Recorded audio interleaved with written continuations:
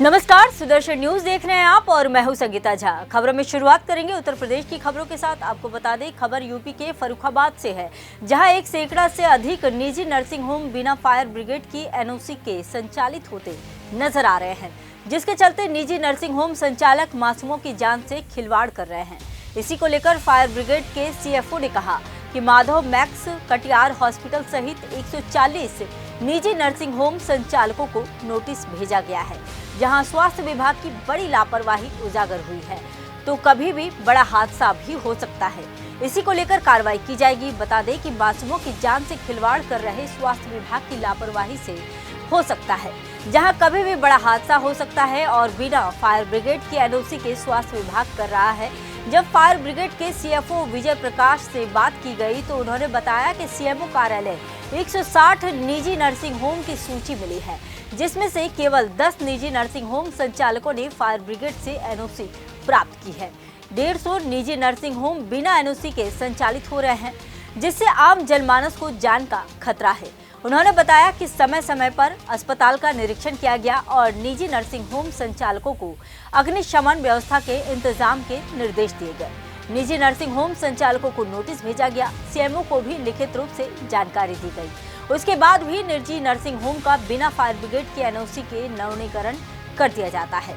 स्वास्थ्य विभाग मानकों की अनदेखी कर निजी नर्सिंग होम के लाइसेंस जारी कर रहा है और इसी को लेकर जब सीएमओ अवनिंद्र कुमार से बात की गई कि बिना फायर ब्रिगेड की एनओसी के निजी नर्सिंग होम संचालित हो रहे हैं, तो सीएमओ बोले कि ऐसे नर्सिंग होम संचालकों के विरुद्ध कार्रवाई की जाएगी। बिना एनओसी के संचालित होने वाले निजी नर्सिंग होम को तुरंत बंद कर दिया जाएगा। इसमें फायर की एनओसी, फायर सुरक्षा की एनओसी होना बहुत जरूरी है। अगर इस तरह का कोई चल रहा है तो उसको तुरंत ही हम बंद कराएंगे। माधव मैक्स है, उसमें एनआईसीयू खुला हुआ है। माधव मैक्स में इस तरह की कोई प्रावधान नहीं है, जिससे उसको भी दिखवाएंगे। डॉक्टर साहब बच्चों के साथ जगह लगातार लापरवाही हो रही, जान माल खिलवाड़ कर रही है ये डॉक्टर। कार्रवाई करेंगे तुरंत अगर गलत चल रहा है तो। सर, होता है कि वहाँ सर्टिफिकेट ना जारी होगी, यहाँ से भी लाइसेंस जारी हो जाता है बिना एनओसी के, बिना फायर की एनओसी के कैसे सर काम हो जाता है? नवीनीकरण हो रहा बिना एनओसी के। नहीं, ऐसा नहीं है। जो भी नवीनीकरण हो रहे हैं, नया रजिस्ट्रेशन हो रहा है, वो सब सारे मानक के अनुसार हो रहा है। और इस तरह का कोई है संज्ञान में आता है तो कितने नर्सिंग होम संचालित हैं और कितने एनओसी है, जो बिना एनओसी चल रहे हैं, कितनी संख्या उनकी? सीएमओ की रिपोर्ट के अनुसार हमारे पास 160 हॉस्पिटल हैं, जिसमें कि 10 में एनओसी जारी है और जो भी सब आयुष्मान वाले हैं, और बाकी में करीब लगभग 7 में फायर का काम चल रहा है और बाकी मेरी एनओसी नहीं है। और लगातार इनको निरीक्षण, परीक्षण, मॉकड्रिल दिया जा रहा है और बताया जा रहा है कि इसमें अग्निशमन व्यवस्था लोग स्थापित करा लें। इसमें लगातार मुख्यमंत्री सख्त कार्रवाई का आदेश दे रहे हैं, जैसे निजी नर्सिंग होम इन पर भी शिकंजा कसना चाहिए, इनके खिलाफ भी जांच होनी निजी चाहिए। नर्सिंग होम अब तक पर क्या भी कार्रवाई हुई? लगातार हम लोग कार्रवाई कर रहे हैं, लगातार ड्रिल कर रहे हैं, लगातार प्रशिक्षण दे रहे हैं, लगातार जाके बता रहे हैं और लगातार सीएमओ को भी अवगत कराया जा रहा है। उनकी कॉपी भी दी जा रही है। हमारा फायर सर्विस मुख्यालय, क्या इसमें लगातार स्वास्थ्य विभाग की कहीं न कहीं लापरवाही नजर आ रही है आप? वो दरअसल अब वो एक नियम के, कानून के तहत उनका नवीनीकरण हो जा रहा है। अब उसमें हम नहीं कुछ कह सकते, लेकिन अग्निशमन व्यवस्था सब में अनिवार्य है। जैसा कि एनओसी के बगैर इनको लाइसेंस जारी नहीं मिलना चाहिए अस्पताल संचालन का, बगैर एनओसी की किस तरह से लाइसेंस जारी हो रहा है? इसमें नहीं, इसमें कुछ जो हमारा फायर एक्ट लागू हुआ है उसमें ये बताया गया कि 9 मीटर नीचे जो बिल्डिंग है और 1000 वर्ग मीटर से टोटल प्लाट एरिया 500 वर्ग मीटर से कम अगर बेसमेंट है तो हमारी एनओसी की आवश्यकता नहीं, लेकिन अग्निशमन व्यवस्था, निकास मार्ग और धुएं का निकास होना अनिवार्य है। अगली खबर लखनऊ से है। आपको बता दें कि हवा की गुणवत्ता में गिरावट देखने को मिली है, जहां सीओपीडी संकट को बढ़ावा दे रही है और खुलकर सांस लेने के लिए अभी से कदम उठाए जाने की बात कही गई। बता दें कि विश्व दिवस के अवसर पर किंग जॉर्ज मेडिकल यूनिवर्सिटी के पल्मोनरी और क्रिटिकल केयर मेडिसिन विभाग ने सीओपीडी के रोकथाम व उपचार के लिए इस कार्यक्रम में पल्मोनरी और क्रिटिकल केयर मेडिसिन के प्रमुख प्रोफेसर डॉक्टर वेद प्रकाश, विभाग के प्रोफेसर अनिल गुप्ता ने बताया कि क्रॉनिक ऑब्स्ट्रक्टिव पल्मोनरी डिजीज फेफड़ों की एक निरंतर बढ़ने वाली बीमारी है, जिससे सांस लेना मुश्किल हो जाता है। इसमें क्रोनिक ब्रोंकिटिस और एम्फासीमा और स्थितियां शामिल हैं। सीओपीडी वाले लोग अक्सर पुरानी खांसी, सांस की तकलीफ, गड़गड़ाहट और सीने में जकड़न जैसे लक्षणों का अनुभव करते हैं। यह बीमारी दैनिक जीवन को व्यापक रूप से प्रभावित कर सकती है और अगर ठीक से प्रबंधन ना किया जाए तो गंभीर जटिलताएं हो सकती हैं। 20 नवंबर 2024 को विश्व सीओपीडी दिवस मनाया गया राजधानी लखनऊ में। हमारे साथ आज विश्व सीओपीडी दिवस पर डॉक्टर अनिल गुप्ता सर हैं। आप रिहेबिलिटेशन के एचओडी हैं। जानते हैं सीओपीडी से होने वाली समस्याएं क्या हैं और कैसे उनको निजात मिल सकती है, कैसे उनका निदान हो सकता है। सर, सीओपीडी जो एक समस्या है जिससे सांस लेने में दिक्कत होती है, लगातार सिक्रेशंस बने रहते हैं जो हमारे फेफड़े हैं और सांस फूलती रहती है। तो ये क्योरेबल नहीं है, बट इसको आगे रोक सकते हैं इसके दवा के द्वारा और स्मोकिंग सिगेशन कर और एक्सरसाइज के द्वारा, डाइट मॉडिफिकेशन कर पेशेंट की क्वालिटी ऑफ लाइफ को इम्प्रूव किया जा सकता है किसी भी तरह का। Thank you sir.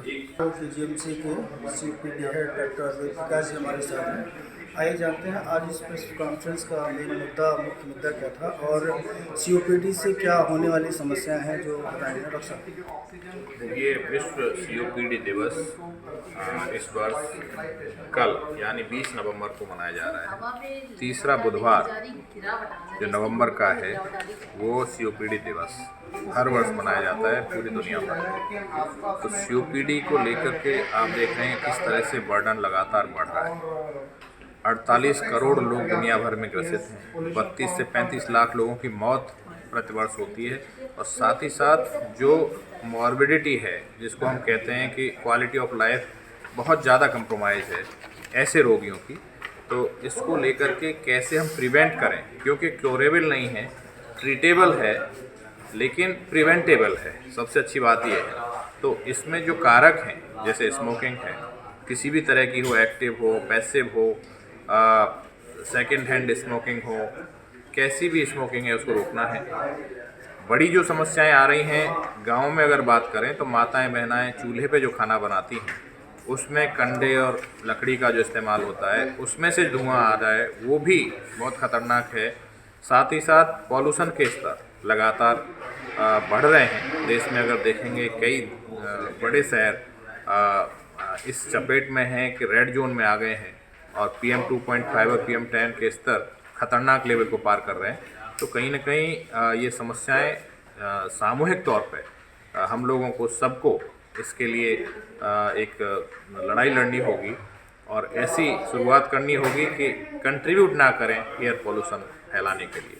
फेफड़े सबसे ज़्यादा अफेक्टेड होने वाले ऑर्गन्स हैं और सीओपीडी को यदि हम रोकना चाहते हैं तो smoking, air pollution, biomass fuel exposure, occupational hazards, इन सब को प्रिवेंट करना होगा। जागरूकता ही हमारे सीओपीडी के बचाव में प्राथमिकता है और जिस तरीके से डॉक्टर वेद प्रकाश ने भी बताया है, जागरूकता ही इसका मुख्य मुद्दा है बचाव करने के लिए। सांस बहुत जरूरी है, सांस टूट गई तो जिंदगी टूट गई। अगली खबर यूपी के कुशीनगर से है। आपको बता दें कि कुशीनगर में मदरसे में एक छात्रा से मौलाना ने दुष्कर्म का प्रयास किया। वहीं गिलास रखने गई नाबालिग छात्रा ने देखा तो उसे तालिबानी सजा दे डाली। बता दें कि जनपद कुशीनगर में खड्डा थाना क्षेत्र के मदरसा अहले सुन्नत मिफतुल्ला ओलूम बंजारी पट्टी खड्डा कुशीनगर में मदरसा शिक्षक ने छात्रा से मदरसा के ऑफिस में दुष्कर्म का प्रयास किया। वहीं दूसरी नाबालिग छात्रा ने पानी पीने के लिए गिलास लेने गई थी, ऑफिस में नज़ारा देख लिया तो वहीं इस घटना को देखने के बाद नाबालिग लड़की को मारा पीटा गया और उसके कपड़े उतरवा दिए। नाबालिग लड़की के साथ छेड़छाड़ की गई और कान पकड़कर 150 उठक बैठक कराई गई। मदरसा शिक्षक ने नाबालिग लड़की को धमकाते हुए कहा कि अगर अपने घर पर यह जानकारी दोगी तो मदरसा से पीट कर तुमको निकाल दिया जाएगा। लड़की घर जाने के बाद भयभीत थी। उसके पिता के पूछने पर लड़की ने जानकारी दी कि मदरसा के शिक्षक ने उसके साथ छेड़छाड़ किया। दूसरी छात्र के साथ शारीरिक संबंध बनाते हुए पीड़िता ने देख लिया था। उसके बाद उसके साथ मारा पीटा गया। तो पिता को जब इसकी जानकारी हुई तो कुशीनगर के खड्डा थाना में सूचना देकर मदरसा शिक्षक को गिरफ्तार करने की अपील की। फिलहाल पुलिस ने मामले को दर्ज कर मदरसा शिक्षक की खोजबीन शुरू कर आगे की कार्रवाई करना शुरू कर दिया है। जी, हम गए थे और पानी पीने थे और गिलास रूम से मैं लेने गए थे। उस रूम में फिर धरने गए थे और देखे थे और लेके सोए थे। मैं उसको बाद देखी इतना मुझको इतना हमारे फील्ड में बजाने के लिए फिर कहे घर पे जाना कहना नहीं, 150 उठाए बैठा है। जैसे इल्शाद मास्टर लड़की लेके रूम में सोया था, जैसे लड़की देखी है उसके बाद बुला के इसको बेरहमी से मारा गया। तो कहाँ का मामला है? बंजारी पट्टी का मदरसे का। जी मदरसे में पढ़ती है आपकी? जी। अब बात करेंगे यूपी के शामली की। आपको बता दें कि जनपद के झिंझाना थाना क्षेत्र में एक डांसर लड़की को बंधक बनाकर गैंगरेप करने का मामला सामने आया है। बता दें कि मामले को लेकर एसपी ने जहां पीड़िता की तहरीर पर जांच कर कार्रवाई के आदेश दिए हैं, तो वहीं थाना झिंझाना पुलिस पर पीड़िता की तहरीर बदलवाने और उसे थाने से भगाने का आरोप लगाया है। पीड़िता परिजनों के साथ रात्रि में दोबारा एसएसपी कैंप ऑफिस पहुंची है। पीड़िता के साथ झिंझाना कस्बे में चर्चित व्यक्ति ने अपने साथियों के साथ गैंगरेप की घटना को अंजाम दिया और फिर उसकी छत से फेंक दिया। आपको बता दें कि मामला झिंझाना थाना क्षेत्र का बताया जा रहा है। इन्होंने हमें झिंझाने थाने भेजा था, कप्तान साहब ने? अच्छा। वहाँ जाने के बाद जो दरोगा है उन्होंने हमारी कोई बात नहीं सुनी। हाँ, उन्होंने हमारी कोई बात नहीं सुनी। जो एप्लीकेशन थी उसको कहने लगे चेंज करवा दो, हमने उसे चेंज करवा दी।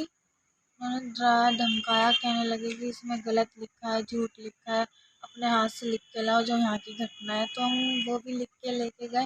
उन्होंने फिर भी हमें झूठा बोल दिया। ये कहने लगे तुम इस तरह किसी भी झूठा मुकदमा नहीं कर सकते, उल्टा तुमको कर देंगे। तो कुछ भी झूठ नहीं लिखा, पता नहीं उन्हें क्यों झूठ लग रहा है। मैंने तो सारी बातें की सच बोल रखी है उसमें। नहीं, उसके बाद मेरे चोट लग गई थी, फिर अब मैं घर आई थी तो सहारनपुर में भी कोई सुनवाई नहीं हुई, तो शामली आई। कप्तान साहब ने तो वहाँ पे कहा था चले जाओ, वहाँ पे भी सुनवाई नहीं हुई हमारी। अब बात करेंगे यूपी के मऊ की। आपको बता दें कि 4 मधुबन मोड़ के पास मोटरसाइकिल से हुई टक्कर को लेकर चाकू से हमला कर लोक व्यवस्था भंग करने की कोशिश करने वाले अभियुक्त शोएब खान के विरुद्ध कार्रवाई की गई। बता दें कि अपराधियों के विरुद्ध चलाए जा रहे अभियान के क्रम में पुलिस अधीक्षक मऊ द्वारा दिनांक 18 नवंबर को शोएब खान पर कार्रवाई की गई। बता दें कि बाइक की आपस में हल्की टक्कर हो जाने को लेकर विवाद हो गया था, जिससे शोएब द्वारा अपने अज्ञात साथियों के साथ सुक्खू राजभर को धारदार वस्तु से गर्दन पर वार कर हमला कर दिया। फिलहाल पुलिस मामला दर्ज कर आगे की कार्रवाई में जुट गई है। 2024 में थाना घोसी अंतर्गत कस्बा घोसी में एक मधुबन मोड़ है, वहाँ एक अचानक 2 टू व्हीलर का टक्कर हो गया था। उसके बाद उसमें 2 लोगों का बीच में झगड़ा हुआ है। उसके बाद जो हॉस्पिटल गए CHC, वहाँ भी कुछ अफवाह को लेकर कुछ माहौल बन गया था। उसमें एक पक्ष ने आक्रोश होकर वहाँ का CHC का जो कुछ तोड़फोड़ किए थे। उसके बाद जो एक घोसिया दोहरी घाट का मेन रोड है, वहाँ उसके बाद लगभग 200-250 लोग उसको रोड का जाम भी किए थे। इसी दौरान पुलिस के ऊपर हमला भी किए थे। इसमें 8-10 लोग पुलिस वाले के घायल भी हुए थे। उसके बाद 3 गाड़ी भी, पुलिस गाड़ी भी डैमेज हुआ था। इसी को लेकर पुलिस ने तुरंत जो जिसका चोट लगाया था उनका माता जी का जो एप्लीकेशन पर पुलिस ने 3 लोग, एक नामजद और 2 अज्ञात लोगों के खिलाफ मुकदमा लिखा गया था। फिर बाद में वो दोनों को भी पहचान लिया था। जो मेन एक्यूज्ड है, जो इन्होंने जो चाकूबाजी किया था, उनको जो कार्य से जो पूरा क्षेत्र में अफरा तफरी का माहौल बन गया था, लोक व्यवस्था जो डिस्टर्ब हो गया था, इसी को देखते हुए जिलाधिकारी महोदय ने जो नेशनल सिक्योरिटी एक्ट, राष्ट्रीय सुरक्षा अधिनियम धारा 3 और उप धारा 3 के अंतर्गत शोएब खान को जिला कारागार में आज कल 19/11/24 में बंद कराया गया है। NSA लगा मतलब? हाँ, नेशनल सिक्योरिटी एक्ट का जो धारा लगाया गया है उनको डिटेंशन किया गया है। सर, क्या लगता है कोई बड़ी घटना को अंजाम देना चाहता था आरोपी? जी, जो शोएब खान है, उनका कार्य से जो भी कार्य उन्होंने किया है, उसी से जो पूरा क्षेत्र में जनजीवन विचलित हो गया और अफरा तफरी का माहौल बन गया था, लोक व्यवस्था छिन्न भिन्न हो गया था। इसी को लेकर जो धारा जो नेशनल सिक्योरिटी एक्ट का अप्लाई किया गया है, वो अभी माहौल देखते हुए ऐसा किया गया है। तो सर, जो आरोपी के साथ जो 2 अन्य लोग थे, वो उन पे धारा कौन सी है? जो 2 आरोपी, मेन आरोपी के अलावा 2 और भी अज्ञात में था, उन लोगों को पहचान लिया है और दोनों को अभी पुलिस ने हिरासत में लिया गया है। और जो 530/24 109 BNS में जो अटेम्प्ट टू मर्डर का धारा लगा है उसी में उन लोगों के खिलाफ कार्रवाई की जाएगी। और बाकी जो आरोपी शुएब का क्या कोई पुराना आपराधिक इतिहास भी है? नहीं, उनके खिलाफ कोई पंजीकृत FIR तो नहीं है, लेकिन उनका जो इंटेलिजेंस और जो पूछताछ से पता चल रहा है कि वो उनका मोहल्ला में उनका जो है मेंबर टाइप का है। और सर बाकी जो अन्य आरोपी हैं उनके ऊपर क्या चल रहा है, जो पुलिस ने मुकदमा दर्ज करा है? जो बाकी घटना हुआ था उसी को लेकर भी 2 FIR पंजीकृत थे। इसमें एक में 38 लोगों का नामजद प्लस 250-300 अज्ञात, और दूसरे मुकदमा में 200 अज्ञात लोगों का मुकदमा लिखा गया है। इन लोगों को पहचान किया जा रहा है, इन लोगों के खिलाफ ही जल्दी से जल्दी कार्रवाई की जाए। कोई गिरफ्तारी हुई उधर से अभी कुछ नहीं, पहचान किया जा रहा है, जल्दी कार्रवाई होगी। सर फोटो भी लगाया गया है जगह जगहों पे आरोपियों के? सोशल मीडिया के द्वारा हम लोग फोटो भी शेयर किया गया है जो भी उसी दिन जो घटना में शामिल थे। अब बात करेंगे यूपी के मथुरा की। आपको बता दें कि यूपी के मथुरा में JCB चालक की लापरवाही से 5 साल के बच्चे की मौत हो गई। वहीं नशे की हालत में JCB चालक ने 6 साल के मासूम बच्चे की निर्मम हत्या का मामला सामने आया है। बता दें कि मथुरा छाता कोतवाली क्षेत्र गांव गोहरी में दोपहर के समय में अपने घर से चबूतरा पर बैठे 5 साल के मासूम बच्चे की JCB चालक ने JCB मशीन से निर्मम हत्या कर दी। वहीं आनन फानन में सूचना मिलते ही मौके पर पहुंची पुलिस द्वारा JCB चालक को JCB मशीन सहित कब्जे में ले लिया गया है और परिजनों व ग्रामीणों को समझा बुझाकर बच्चे के शव को पोस्टमार्टम के लिए भिजवा दिया गया है। घटना की सूचना मिलते ही इलाका पुलिस भी मौके पर पहुंची और चालक को JCB मशीन सहित अपने साथ थाने ले गई। पुलिस ने बच्चे का पंचनामा भरवाकर पोस्टमार्टम के लिए भिजवा दिया है। मामले में आगे की कार्रवाई जारी है। जी JCB आ रही थी इसकी साइड से, तो हमारा भतीजा यहाँ पर खड़ा था, माथा देख रहे थे, वो सीधा लाया, उसने सीधा उसकी नार में दिया था। नार में देने के बाद दीवार में लगी थी गाड़ी, दीवार में देने 2-3 बार उसने पीछे और आगे लिया था, तो अभी हमने बहुत चिल्लाया, उसने गाड़ी रोकी नहीं थी, फिर भी उसने गाड़ी रोकी नहीं थी। हम जोरे आए थे तो गाड़ी दरवाजा खोले, उसने तब भी नहीं खोली थी, वो तब भी दे चला गया, उसने रोकी नहीं। कैमरा लग रहे हैं, कैमरा में देख सकते हो आप। तो कितने बजे की घटना है ये जी हवाल का टाइम है, आध घंटे पहले का, 2:30 बजे के समथिंग। हाँ 2:30 बज रहा होगा। तो बच्चा ऑन स्पॉट खत्म हो गया, संग खत्म हो गया जी। क्या नाम था? कहाँ से लेके आ रहा था? JCB पता नहीं जी किससे ला रहा था, हमको तो ये पता ही है, रोड से ला रहा था। क्या नाम है ड्राइवर का? ड्राइवर का नाम जल सिंह। ये गुहारी का ही रहने वाला है? गुहारी का ही रहने वाला है। तो शराब पी रखी थी इसने? शराब फुल पी रखी थी जी, बिल्कुल भी होश नहीं था। तो बच्चा जो खत्म हुआ है उसका क्या नाम है? उसका नाम देव। कितने साल उम्र है? हाँ 2-3 4 क्या है? 3-4 साल के लगभग है। हाँ 4 साल। तो पुलिस आई मौके पर? मौके पर आ गए। नहीं बाद में आई थी 1 घंटे बाद। 1 घंटे बाद। तो अब ड्राइवर कहाँ है? ड्राइवर ले गई, पुलिस घर के ले गई। पुलिस ले गई? हाँ जी। और JCB को भी ले गई। अगली खबर यूपी के हरदोई से है। आपको बता दें कि जनपद में पूर्व प्रेमी की हत्यारी प्रेमिका, उसका भाई व नया प्रेमी को पुलिस के द्वारा गिरफ्तार किया गया है, जहां बीते 10 नवंबर को मझीला कोतवाली क्षेत्र के अंतर्गत आने वाले ग्राम सभा गोटिया निवासी अमित शुक्ला का शव सड़ा गला मिला। घटना की जानकारी मिलते ही मौके पर हरदोई की मझीला कोतवाली पुलिस के द्वारा पहुंचकर शव को कब्जे में लेकर पोस्टमार्टम के लिए भेजा गया था। पुलिस ने गिरफ्तार तीनों हत्यारों को न्यायालय में पेश कर जेल भेज दिया और आगे की कार्रवाई जारी है। थाना मझिला में दिनांक 10 को एक अमित नाम के 22 वर्षीय युवक की गुमशुदगी लिखी गई थी, जिसकी 18 तारीख को नहर के किनारे गन्ने के खेत में डेड बॉडी मिली थी। पुलिस द्वारा जब इसमें गहनता से जांच की गई और लोगों से जानकारी की गई तो ये तथ्य आया कि अमित के संबंध एक युवती से थे। जब युवती से पूछताछ किया गया तो बताया गया कि उसके कुछ फ़ोटोज़ वीडियो अमित के पास थे, जिसके आधार पर वो उसे ब्लैकमेल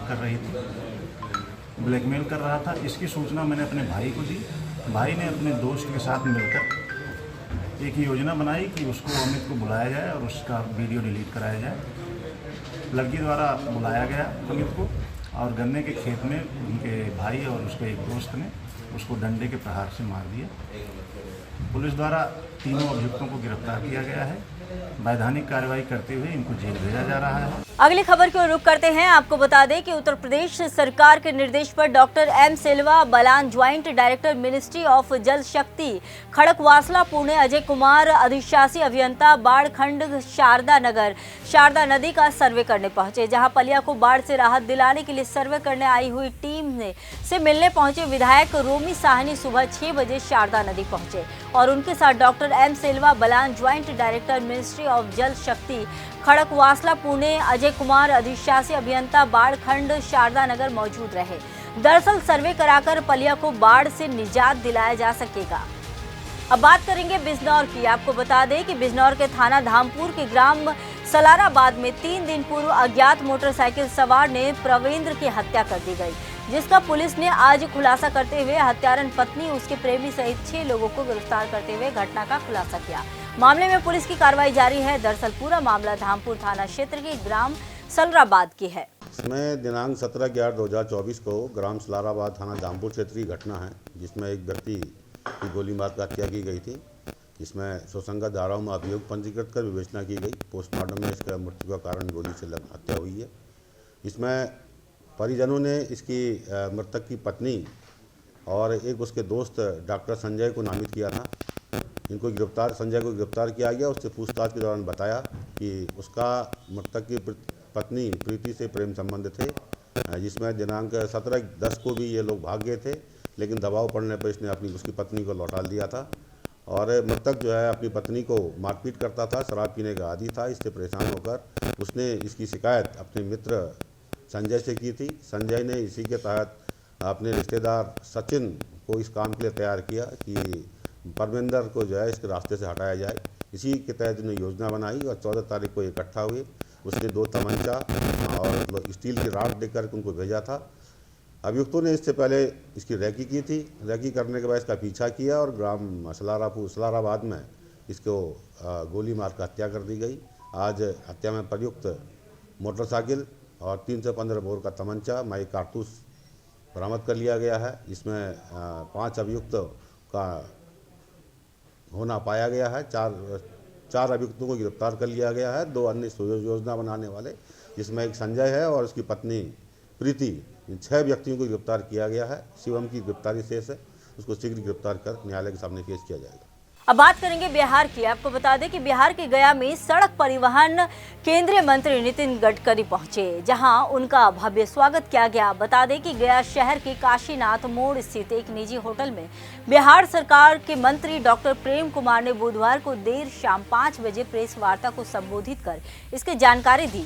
आपको बता दें कि भारत सरकार के सड़क परिवहन केंद्रीय मंत्री नितिन गडकरी को गया पहुंचे, जहां आगमन पर गया एयरपोर्ट पर भव्य तरीके से बीजेपी कार्यकर्ताओं द्वारा उनका स्वागत किया गया। सड़क परिवहन केंद्रीय मंत्री नितिन गडकरी गया में मगध विश्वविद्यालय बोधगया में दीक्षांत समारोह कार्यक्रम में शामिल हुए। कार्यक्रम के बाद सड़क परिवहन केंद्रीय मंत्री नितिन गडकरी राज्य की कई सड़कों का शिलान्यास एवं लोकार्पण किया। और उस समय हमारी सरकार 950 करोड़ स्टेट प्लान पथ निर्माण के राज्य राशि लगाकर बिहार के नेशनल हाईवे को ठीक कराने का हम लोगों ने काम किया। और जब सरकार में आए, केंद्र में आ गई सरकार हमारे, माननीय मोदी जी आ गए करके, मोदी जी के आने के बाद बड़े पैमाने पर बिहार में 4 लेन, 6 लेन, 2 लेन, वाइडनिंग, स्ट्रेंथनिंग जाकर पुलों का निर्माण, rail over bridge, flyover bridge का बड़े पैमाने निर्माण हुआ है, ताकि आवागमन बिहार का सुगम हो। राजधानी पटना पहुँचने में 5 घंटे में यात्रा कर सके। वो जो 4 लेन बना है 83 डोभी टू पटना, तो देख लीजिए कि पहले यात्रा में 3 से 4 घंटा लगता था, अभी 1.5 घंटे में यात्रा हो रही है। फिर गया राजगीर मात्र 1.25 घंटे में यात्रा हो रही है। तो काफ़ी समय की बचत हुई जा करके है और आम लोगों को आवागमन में काफ़ी सुविधा हो रही है। धन्यवाद। जो है कार्यक्रम 4 यहाँ पर है और 4 कार्यक्रम जो हमें चुना जो है भारत सरकार की तरफ से, और वह जाकर के है आपका मतलब कार्यक्रम जो सरकारी कार्यक्रम है, सूचना है। एक और कार्यक्रम है बौद्ध धर्मावली तो अभी तक सूचना बाहर भी थे। आज शिक्षक यूनियन का हम वितरण कर रहे थे, जो नियुक्ति पत्र होता है ना नवादा, यहाँ पर संबोधन लगता नहीं हुआ है आचार संहिता की वजह से, तो अभी तक सूचना ही है। अच्छा, उनका कार्यक्रम हो सकता है किसी कारण से, मान लीजिए कि हम सूचना इसकी है नहीं जगह न जानकारी जा करके। अब क्या उनका कार्यक्रम देखा हमने है, पूरा जो कार्यक्रम पढ़ रहे थे हम जा करके, जो आया है उनका माननीय मंत्री जी का, जो वहाँ से मतलब जो प्रोग्राम निकलता मिनट टू मिनट जा करके, उसमें दिशांत समारोह में चर्चा मतलब जा करके अच्छा आ रहे हैं। कोई गिरफ्तारी होती है तो साक्ष्य का आधार पर होती जा करके, साक्ष्य का आधार पर घटना घटी होगी, कहाँ के विधायक हैं बकरी के विधायक, तो जरूर कोई लोग मतलब कोई सी बात होगी और पुलिस साक्ष्य का आधार पर गिरफ्तार करती जा करके है। और इसकी पूरी जानकारी मुझे नहीं है, लेकिन मैं समझता हूँ जो भी गिरफ्तारियाँ होती है उस पर प्रमाण मिलने के बाद ही पुलिस कार्रवाई। अब बात करेंगे बिहार के मुंगेर की। आपको बता दें कि मुंगेर पुलिस को बड़ी सफलता मिली है, जहां हत्या मामले में एक युवक को गिरफ्तार किया गया। बता दें कि ताजा मामला मुंगेर के मुफस्सिल थाना क्षेत्र अंतर्गत पीर पहाड़ 83 का है, जहां 17 नवंबर को पीर पहाड़ 83 गांव में अपराधियों के द्वारा एक युवक को गोली मारकर मौत के घाट उतार दिया गया। जहां मुंगेर पुलिस ने 24 घंटे के अंदर कांड का खुलासा करते हुए एक व्यक्ति को गिरफ्तार कर लिया। वहीं पुलिस अधीक्षक ने बताया कि मुफस्सिल थाना क्षेत्र अंतर्गत पीर पहाड़ 83 गांव में एक व्यक्ति को गोली मारकर हत्या कर दी थी, जहां इस मामले में सदर अनुमंडल पुलिस पदाधिकारी राजेश कुमार के नेतृत्व में एक टीम का गठन किया गया, जहां गठन टीम के द्वारा अनुसंधान शुरू की गई, जहां जांच के क्रम में घटनास्थल से 2 खोखा बरामद भी किया गया। छापेमारी में आरोपी को गिरफ्तार कर लिया गया है। फिलहाल पुलिस द्वारा अन्य व्यक्तियों की गिरफ्तारी के लिए छापेमारी जारी है। मुफस्सिल थाना अंतर्गत 17 तारीख को पीर पहाड़ क्षेत्र से एक सूचना मिली कि एक व्यक्ति की गोली मार दी गई है और उसको इलाज क्रम में उसकी मृत्यु हो गई है। इस कांड का उद्भेदन करने के लिए एसडीपीओ सदर के नेतृत्व में टीम का गठन किया गया और एसएचओ मुफस्सिल और उनकी टीम मौके पर पहुँच के इन्वेस्टिगेशन स्टार्ट किया। और इसमें जो मुख्य अभियुक्त है, जिसका नाम रवीन चौधरी है, जो कि पीर पहाड़ क्षेत्र का ही रहने वाला है, उसकी गिरफ्तारी कर ली गई है। उसी ने इस जो घटना हुआ है उसी में उसने गोली मारी है।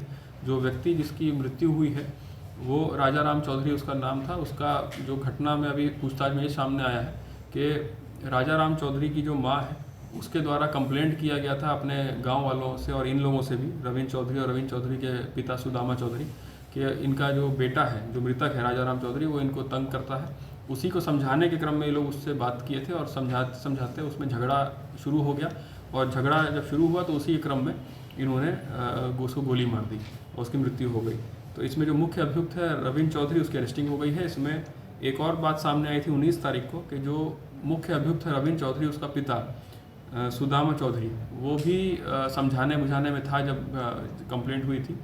उसको भी गोली लगी 19 तारीख को और उसकी भी मृत्यु हो गई है। उस पर भी केस हम लोगों ने दर्ज किया है और वो भी इन्वेस्टिगेशन का पार्ट है कि उसको कौन गोली मारा है, कैसे उसको गोली लगी है, उसमें भी इन्वेस्टिगेशन चल रहा है। हथियार के जो हथियार बरामद हुआ है वो सुदामा चौधरी और रवीन चौधरी का ही हथियार है, जिससे जो घटना किया गया है उसमें उसको हम लोग एफएसएल के जांच में और तथ्य सामने आएगा। अब बात करेंगे असम की। आपको बता दें कि डिब्रूगढ़ नगर निगम के सड़क पर जमाई अवैध दुकानें हटा दी गई हैं। बता दें कि जीएफ डिब्रूगढ़ शहर के एचएस रोड, न्यू मार्केट, सब्जी बाजार, फल बाजार, स्टेशन रोड, खलिहा मादरी आदि जगहों पर अभियान चलाया जा रहा है। जहां ऐसे में आपको बता दें कि ऊपरी असम के डिब्रूगढ़ में डिब्रूगढ़ नगर निगम ने सड़क पर अवैध रूप से लगाई गई दुकानों को सख्त चेतावनी के साथ हटा दिया। डिब्रूगढ़ नगर निगम के मेयर डॉक्टर सोकेत पात्र की अगुवाई में मजिस्ट्रेट और सीआरपीएफ के दल के साथ शहर के एचएस रोड, न्यू मार्केट, सब्जी बाजार, फल बाजार, स्टेशन रोड, खलिहा मारी आदि जगहों में अभियान चलाकर अवैध रूप से दखल कर रखी दुकानों को उखाड़ दिया गया।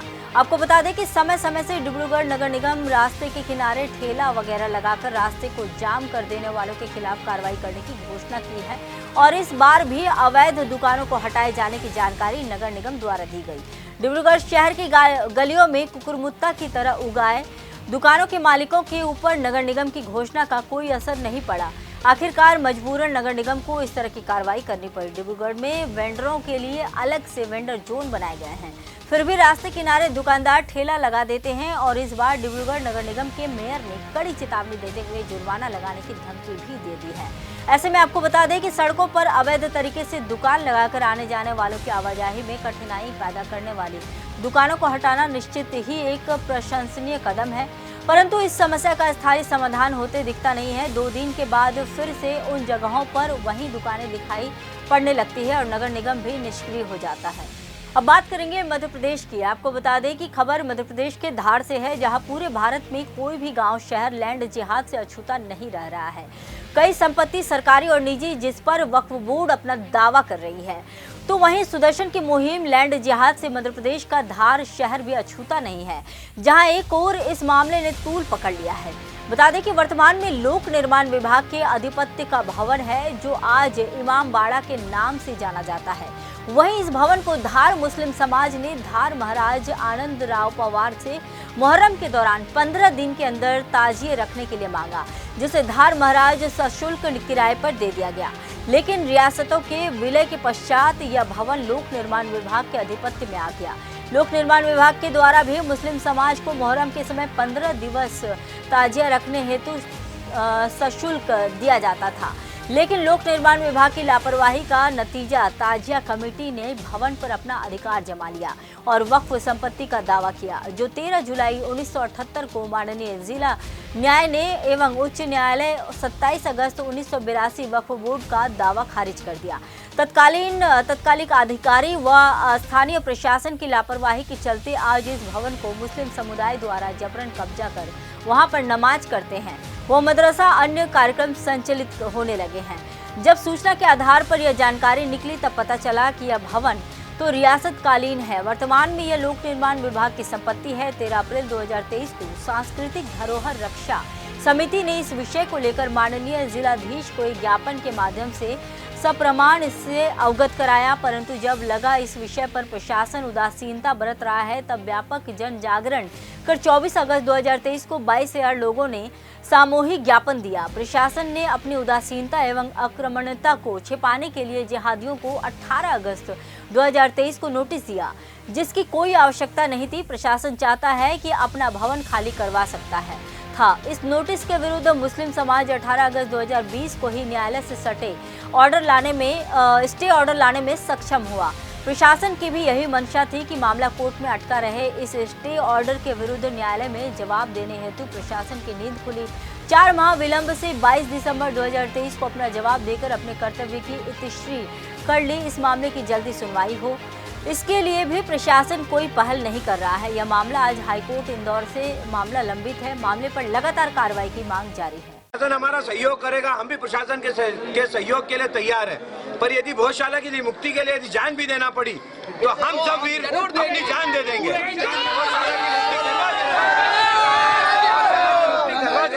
नमाज किसी भी स्थिति में नहीं होने देंगे। पूरे दिन पूजा ये हमारा अटल नमाज नहीं होगी। आप कानून के खिलाफ जाएंगे? आप कानून के खिलाफ जाएंगे? कानून के खिलाफ नहीं जाएंगे। यदि प्रशासन गलत करता है, मजबूर करता है तो जाएंगे। प्रशासन ने निवेदन किया है नमाजियों से कि भैया एक दिन के लिए अलग जगह नमाज पढ़ ली जाए। यदि एक दिन वो 52 हफ्ते उन्हें यहाँ नमाज पढ़ने दी जाती है मंदिर के अंदर, यदि एक हफ्ता यदि नहीं पढ़ेंगे तो उनका क्या बिगड़ जाएगा?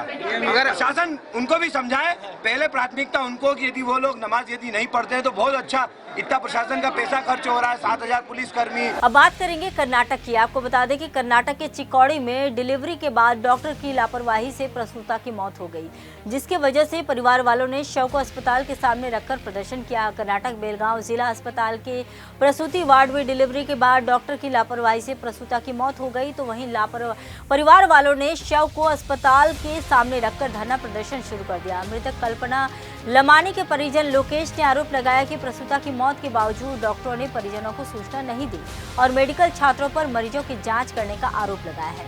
प्रसूता की मौत को लेकर एपीएमसी थाने में मामला दर्ज कर लिया गया है। जिला अस्पताल के निदेशक अशोक सेट्टी ने कहा कि जांच की जाएगी और दोषियों के खिलाफ कठिन कार्रवाई की जाएगी। फिलहाल के इस बुलेटिन में इतना ही। देश दुनिया की तमाम खबरों के लिए देखते रहिए सुदर्शन न्यूज। जय हिंद।